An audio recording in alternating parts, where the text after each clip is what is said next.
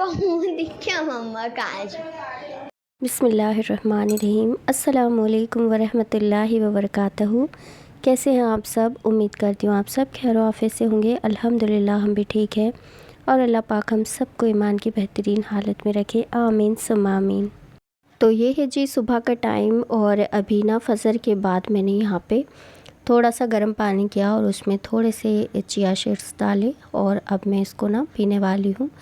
Health के लिए अच्छा होता है और गर्म पानी तो मैं पीती ही हूँ सुबह सुबह, लेकिन आजकल ना मैं ये भी डाल के पीने लगी हूँ। ये भी हेल्थ के लिए बहुत अच्छे होते हैं।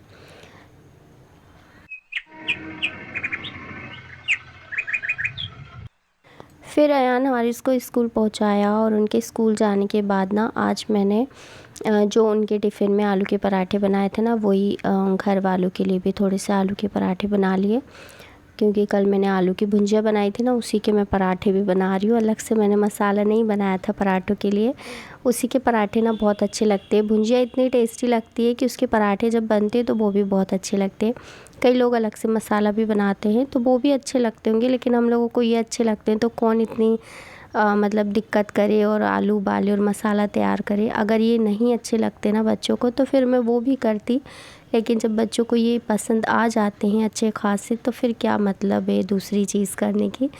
तो यहाँ पे मैंने ना इनके लिए भी ये पराठे बना के रख लिए थे।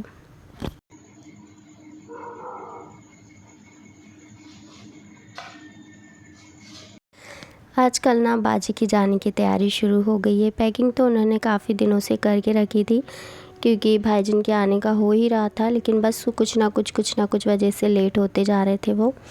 पहले फूफा की तबीयत ख़राब हो गई, फिर कोई और रीज़न, इस तरह ना वो लेट होते जा रहे थे।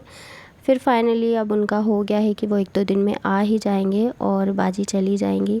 खैर फिर बाजी के जाने के बाद फिर जो माहौल होगा घर का, 2-3 दिन तो हम लोगों को बहुत ज़्यादा बुरा लगने वाला है, क्योंकि पहले तो बाजी अकेली जाती थी, अब वो छोटी सी बच्ची को साथ में लेके जाएंगी। तो बच्चों का तो बहुत दिल लग गया था उम्रा से, और अब तो उनको और ज़्यादा बुरा लगेगा।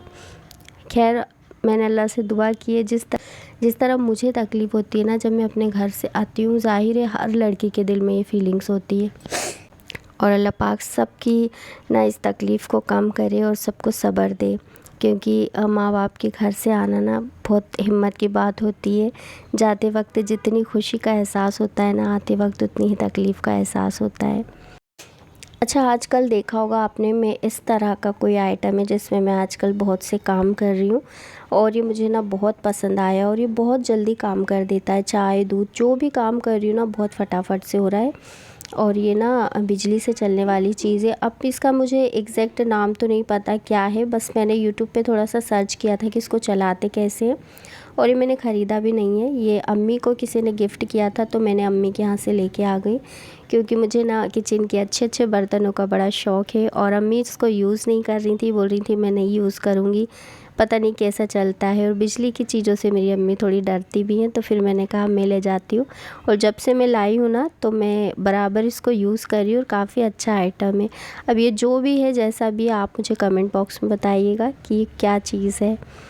खैर यहाँ पे मैंने फिर खाना बनाने की तैयारी की, और खाने में आज ना मैं कड़ियाली फली और उसके साथ रोटी बना रही हूँ। तो बहुत कुछ वो ना कड़ी जैसी होती है, लेकिन थोड़ा सा उसका ना पैटर्न अलग होता है। फली जो आती है ना उसके अंदर मिक्स करके इसको बनाते हैं, काफ़ी टेस्टी लगती है। और कुछ नहीं रहता है ना, जैसे कि कुछ अच्छा बनाने का नहीं है, तो फिर हम लोग इस तरह ना तरकीब निकाल के कुछ ना कुछ इस तरह से बना लेते हैं ताकि घर वाले ना शौक़ से खा लें, क्योंकि घर वालों में सबसे ज़्यादा नखरे खाने में इनको है। अच्छा, आजकल ना मैं देख रही हूँ और मैंने महसूस भी बहुत किया है अपने आसपास कि लोगों पे थोड़ी सी भी मुश्किल आ जाए तो वो तुरंत ना मायूस हो जाते हैं, परेशान हो जाते हैं, और पता नहीं उनके मुंह से अजीब अजीब सी बातें भी निकलने लगती कि हम ही क्यों, हमेशा हमारे साथ ही ऐसा क्यों होता है। तो बस आज ना मैं आप लोगों के साथ थोड़ी सी मुश्किल के हवाले से बात करूँगी कि मुश्किलात में सब्र कैसे करें। ज़िंदगी में ना हर इंसान पर आजमाइश आती है। किसी को माल की कमी होती है, किसी को सेहत की तकलीफ़ होती है, کسی کو نا گھر میں کوئی نہ کوئی پریشانی ہوتی ہے، ہم نہیں دیکھ پاتے، ہم ہر کسی کے گھر کا جائزہ نہیں لے سکتے کہ کس کے گھر میں کیا چل رہا ہے، لیکن کسی نہ کسی کے گھر میں کچھ نہ کچھ پریشانی ضرور ہوتی ہے، کسی کو رشتوں کی پریشانی ہوتی ہے، لیکن ایک مومن کی پہچان یہ ہے کہ وہ مشکل میں بھی اللہ پر بھروسہ رکھتا ہے اور صبر کرتا ہے۔ اللہ تعالیٰ قرآن میں فرماتے ہیں اور صبر کرنے والوں کو خوشخبری دے دو۔ یہ آیت جو میں پڑھ رہی ہوں نا، یہ سورہ بقرہ کی ہے، اور ایک اور آیت ہے جو آگے آئی ہے، وہ یہ ہے کہ بے شک اللہ صبر کرنے والوں کے ساتھ ہے۔ جب ہم یہ 2 آیتیں پڑھتے ہیں تو ہمیں کتنی موٹیویشن ملتی ہے اور کتنی ہمیں ہمت آتی ہے کہ اللہ تعالیٰ خود ہمارے ساتھ ہے۔ سوچیے ذرا آپ کہ جب اللہ خود ہمارے ساتھ ہونے کا وعدہ کر رہے ہیں تو پھر ہمیں مایوس ہونے کی ضرورت ہی نہیں ہے۔ صحابہ کا پتہ ہے کیا عالم تھا؟ جب صحابہ اکرام کو کوئی مشکل ہوتی تھی اور پریشانی ہوتی تھی نا، تو وہ بہت خوش ہوتے تھے، کیونکہ انہیں ایسا فیل ہوتا تھا کہ مشکل تو اللہ کے پیاروں کو ملتی ہے، اور پھر مشکلات کے ذریعے نا بندہ اللہ کے اور زیادہ قریب ہو جاتا ہے۔ جب ہمیں کوئی دکھ یا تکلیف ہوتی ہے تو ہم کیسے پابندی سے نماز پڑھتے ہیں اور کثرت سے دعا مانگتے ہیں، اللہ کے اور قریب ہو جاتے ہیں، اور خوشیوں میں تو ہم بس پڑھ لی تو پڑھ لی، نہیں پڑھی تو نہیں پڑھی، دعا مانگی تو مانگی، نہیں مانگی تو نہیں مانگی، کیا فرق پڑتا ہے، کیونکہ زندگی اچھی چل رہی ہے۔ لیکن اکثر جب ہم مایوس ہوتے ہیں، پریشان ہوتے ہیں، کوئی مصیبت میں ہوتے ہیں، تو ہم اللہ کو خوشیوں کے مقابلے زیادہ تکلیف میں ہم اللہ کو یاد کرتے ہیں۔ تو صحابہ اکرام کا یہ عالم تھا کہ وہ جب تکلیف میں ہوتے تھے نا تو وہ بہت خوش ہوتے تھے اور اللہ سے دعا مانگتے تھے کہ اللہ تعالیٰ ہماری دعائیں تھوڑا اور لیٹ قبول ہو، کیونکہ وہ فیل کرتے تھے اس چیز کو کہ ہم اس سے اللہ کے کتنے قریب ہو رہے ہیں۔ اور ہمارا عالم دیکھیے بالکل الٹ، بالکل ہمارے پاس کوئی پریشانی آئی نہیں کہ ہم رونے پیٹنے لگ جاتے ہیں کہ ہمارے ساتھ ہی ایسا کیوں ہوتا ہے، ہم ہی کیوں پریشان رہتے ہیں، جبکہ ہمیں کیا پتہ کہ ہمارے اگلے کی زندگی میں کیا چل رہا ہے اور وہ کتنی تکلیفوں سے گزر رہا ہے۔ تو ہمیں چاہیے کہ ہم صبر سے کام لیں۔ جب اللہ ہم سے خود وعدہ کرتے ہیں کہ میں صبر کرنے والوں کے ساتھ ہوں، اگر ہم گھر کے کام، بچوں کی ذمہ داری، تنگی، تھکان یا کسی اور کڑوی بات کی وجہ سے بھی اگر پریشان ہیں نا، اگر ہم ان سب پر اللہ کی رضا کے لیے صبر کرتے ہیں تو اللہ ہمارے لیے صبر کا اجر لکھتے ہیں۔ اور یہ کوئی چھوٹی چھوٹی چیزیں نہیں ہیں، اللہ تعالیٰ تو ہر چھوٹی چھوٹی چیز کا بھی ہمیں اجر دیں گے اگر ہم نیت اللہ کی رضا کے لیے کرتے ہیں۔